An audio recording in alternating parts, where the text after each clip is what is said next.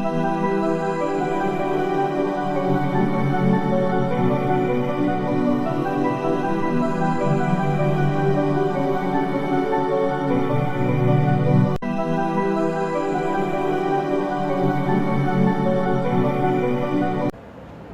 my dear students, today I am going to teach you about DNA।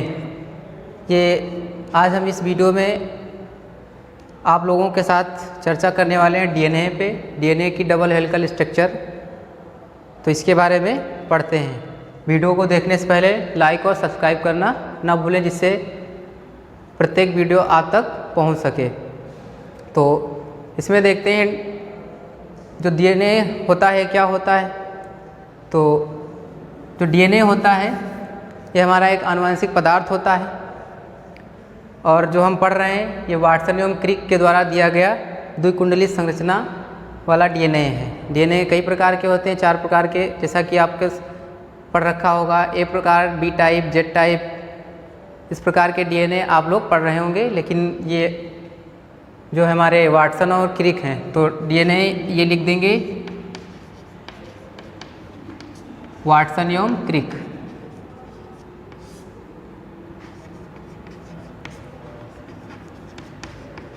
इन्होंने DNA की double helical structure दिया था, या double helical structure का उत्पादन किया था।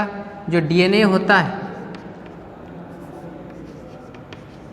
इसका जो फुल नेम होता है, या इसको हम डीऑक्सीराइबोन्यूक्लिक एसिड बोलते हैं। तो डीऑक्सीराइबोन्यूक्लिक एसिड इसको बोलते हैं। यह एक आनुवंशिक पदार्थ होता है। तो अब इसके बारे में देखते हैं कि DNA क्या होता है। आप लोगों को इसी चित्र से समझा दे रहे हैं। जो हमारा DNA होता है, फर्स्ट पॉइंट लिख देंगे कि जो दोनों श्रृंखलाओं के बीच की दूरी होती है ये हमारी 20 एंगस्ट्रॉम होती है। कितनी होती है? 20 एंगस्ट्रॉम। तो फर्स्ट पॉइंट आपका क्लियर कि जो हमारे दोनों श्रृंखलाएं होती, इनकी जो मिडिल की लेंथ होती है, बीच की दूरी होती है, तो वो होती है 20 एंगस्ट्रॉम।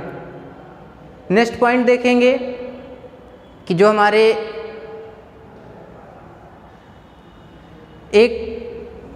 दोनों श्रृंखलाएं होती हैं आपकी, ये क्लॉकवाइज होती हैं। तो 2 पॉइंट आपके क्लियर। थर्ड पॉइंट देखेंगे, जो एक श्रृंखला में नाइट्रोजनियस क्षारों के मध्य की दूरी, यानी कि ये जो आपकी देख रहे हैं, एक श्रृंखला में नाइट्रोजनियस क्षारों के मध्य की दूरी 3.4 एंगस्ट्रॉम होती है। तो ये आप नेक्स्ट पॉइंट लिख देंगे कि दोनों श्रृंखलाओं के मध्य जो नाइट्रोजनियस बेस या नाइट्रोजनियस क्षारों की दूरी होती है वो 3.4 एंगस्ट्रॉम होती है। नेक्स्ट पॉइंट आप लिख देंगे कि जो हमारा DNA होता है, ये इसमें चूँकि 4 प्रकार के बेस पाए जाते हैं, एडेनिन, ग्वानिन, थायमिन, साइटोसिन। तो जो एडेनिन होता है वो हमेशा डबल हाइड्रोजन बंधों के द्वारा थायमिन से जुड़ा हुआ होता है, और जो ग्वानिन होता है ये ट्रिपल हाइड्रोजन बंधों के माध्यम से साइटोसिन से जुड़ा हुआ होता है। तो आपका ये पॉइंट क्लियर। बहुत ही इजी वे में आपको DNA के सारे पॉइंट समझ में आ जाएंगे। नेक्स्ट पॉइंट आप देखेंगे कि जो दोनों पॉलीन्यूक्लियोटाइड श्रृंखलाएं होती हैं वो हमारी जो नाइट्रोजन क्षार उसमें उपस्थित होते हैं, जिनको नाइट्रोजनियस बेस बोलते हैं, तो हाइड्रोजन बंधों के द्वारा जुड़े हुए होते हैं। It is clear. Next point, जो हमारा DNA के एक लूप में 10 नाइट्रोजनियस बेस पाए जाते हैं पूरे, तो उस पूरे लूप, संपूर्ण लूप की लंबाई 34 एंगस्ट्रॉम होती है। तो ये आपका नेक्स्ट पॉइंट। तो इस प्रकार आप DNA के बारे में लिख देंगे। और लास्ट पॉइंट, जो नेक्स्ट पॉइंट है, जो हमारा DNA होता है, तो इसमें चूँकि 2 सिरे पाए जाते हैं, तो पहला सिरा जो होता है इसमें, तो 5 प्राइम टू 3 प्राइम, यानी कि 5:3 लिख देंगे उसमें, 5 प्राइम टू 3 प्राइम, और दूसरा सिरा जो होता है वो 3 प्राइम टू 5 प्राइम होता है। ये आपका नेक्स्ट पॉइंट था। तो और नेक्स्ट पॉइंट देखेंगे, जो हमारा नाइट्रोजन क्षारों के मध्य उपस्थित डबल एंड ट्रिपल बॉन्ड हैं, ये आप लोग देख पा रहे होंगे, यानी कि जो डबल और ट्रिपल बॉन्ड हैं जो हमारे DNA की स्टेबिलिटी को प्रदान करते हैं। तो ये तो हो गए DNA के बारे में पॉइंट। अब देख लेंगे इसके वर्क क्या होते हैं।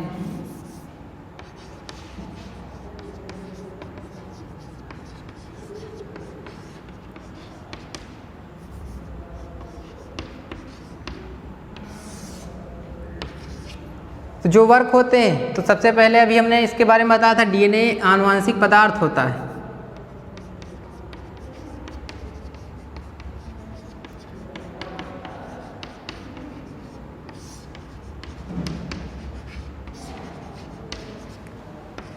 डीएनए आनुवांशिक पदार्थ होता है जो एक पीढ़ी से दूसरी पीढ़ी में माता पिता के लक्षण अपने संतानों में जाते हैं या भेजते हैं इस अपने द्वारा।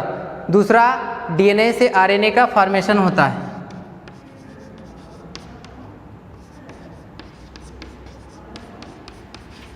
आरएनए का निर्माण होता है।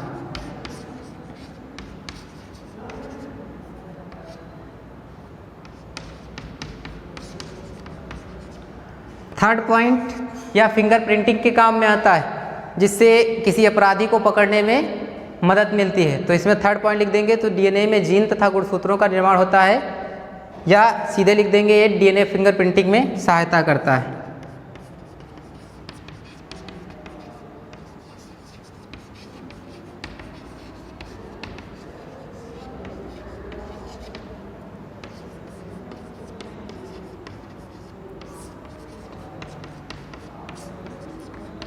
चूँकि इसमें एक शब्द आया जीन, डीएनए में जीन जो होते हैं, डीएनए के अंदर जीन होते हैं, और जीन की खोज जोहानसन नामक वैज्ञानिक ने की थी। नेक्स्ट वीडियो में कभी अगर आपको, अभी नेक्स्ट वीडियो में जीन अबाउट जब गुणसूत्र पढ़ेंगे तब उसमें इसकी चर्चा मिलेगी आपको। नेक्स्ट इसका जो पॉइंट है, तो डीएनए से डीएनए का द्विगुणन होता है।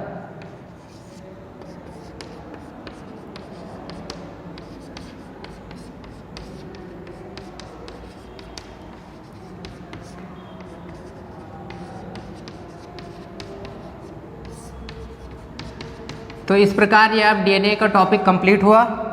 और जो आरएनए होता है, ये आप इसका जो फुल नेम होता है वो राइबोज न्यूक्लिक एसिड होता है। ये 3 प्रकार के होते हैं, मैसेंजर आरएनए, ट्रांसफर आरएनए और राइबोसोमल आरएनए, जिसको एमआरएनए, टीआरएनए और आरआरएनए करके होते हैं। ये आपको नेक्स्ट वीडियो में मिलेगा टॉपिक। तो इस प्रकार ये डीएनए आप पूरा टॉपिक कंप्लीट है, और आशा करते हैं कि ये वीडियो आपको समझ में अच्छी तरह आया होगा। थैंक्स।